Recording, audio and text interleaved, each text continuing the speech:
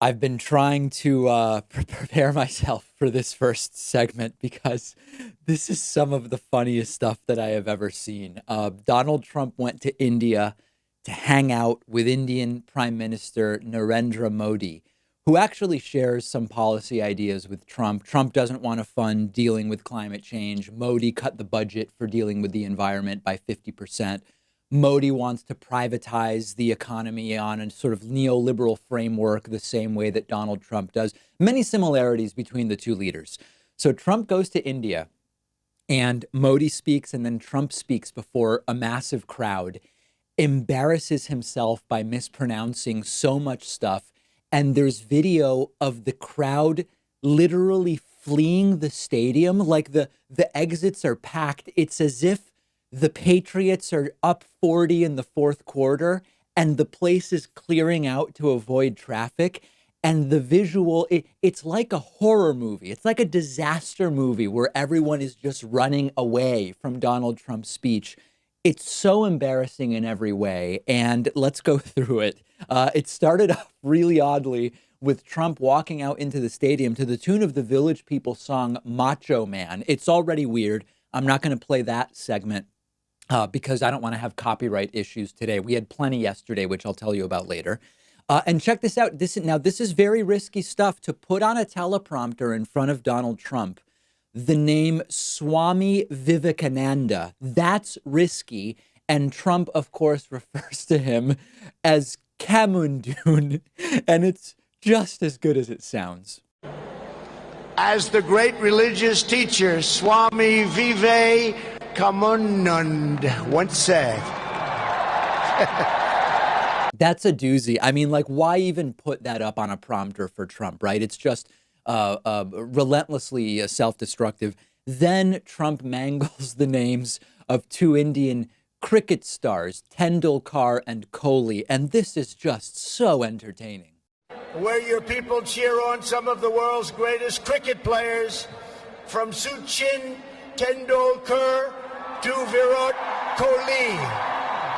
He also mispronounced Vedas, ancient Hindu religious texts, as Vestas, which is something else altogether. And then, of course, the place by the time Trump was done speaking was half empty or more because thousands, tens of thousands of people were running for the exits while Donald Trump was speaking. Trump, of course, trying to sell it as, I had a crowd of 100,000.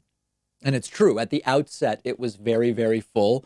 But the report from the BBC is that as the speech went on and Trump was making a fool out of himself, people started to get up and leave. And you can see in the video, a crowd formed at the exits. People could not exit quickly enough. And as you can see, if you're watching, the stadium ends up half empty while Donald Trump is talking. Can you imagine the BBC reporting, quote, crowds began leaving midway through the U.S. president's speech. Let's now check out the video with the audio, and you will see that as Donald Trump is speaking, the exits are crammed. It's almost like a bomb went off and everybody's trying. It's like the place is on fire and people are trying to get out of a crowded theater. People barely able to squeeze out as Donald Trump is speaking. Take a look. Rich and poor, young and old, take pride in the glories of your past. Unite for an even brighter future, and let our two nations always stand together as powerful defenders of peace and liberty and the hope of a better world. It's amazing. Just one laughing stock after another. It is truly, truly amazing stuff. And overall, a very embarrassing trip for the United States, Donald Trump being in India, as is often the case. I mean, it's often the case that when Donald Trump travels abroad, it's very embarrassing for the United States. And this is one of the things that, it's going to take some time. Once Trump is gone, there will be relationships that have to be rebuilt. The sort of, I don't even necessarily want to call it prestige, but the knowledge on the behalf of our allies and counterparts, geopolitical counterparts, they're not all allies. Their knowledge that they are dealing with a real diplomat, someone that can be trusted, someone who understands things. That's going to take some time to rebuild a lot of those relationships. And the next thing I want to talk about is the wacky press conference that Donald Trump gave. I guess it would be sort of this morning India time during this trip. Let's talk about that next.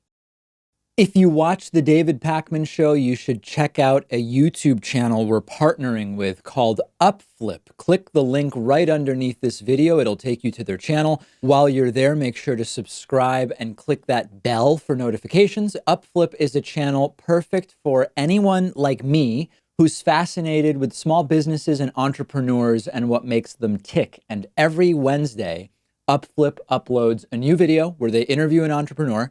They give you an inside look at how the business works, what makes the business successful, what a day in their shoes is really like. If you enjoy shows like Shark Tank, I think you'll really like this channel. And again, the channel is called UpFlip. They're friends of the David Pakman Show. I'd love it if people in my audience subscribe to their channel, click the bell so that you get updates about their videos. And I've put a link right below that will take you directly to their YouTube channel. Check it out.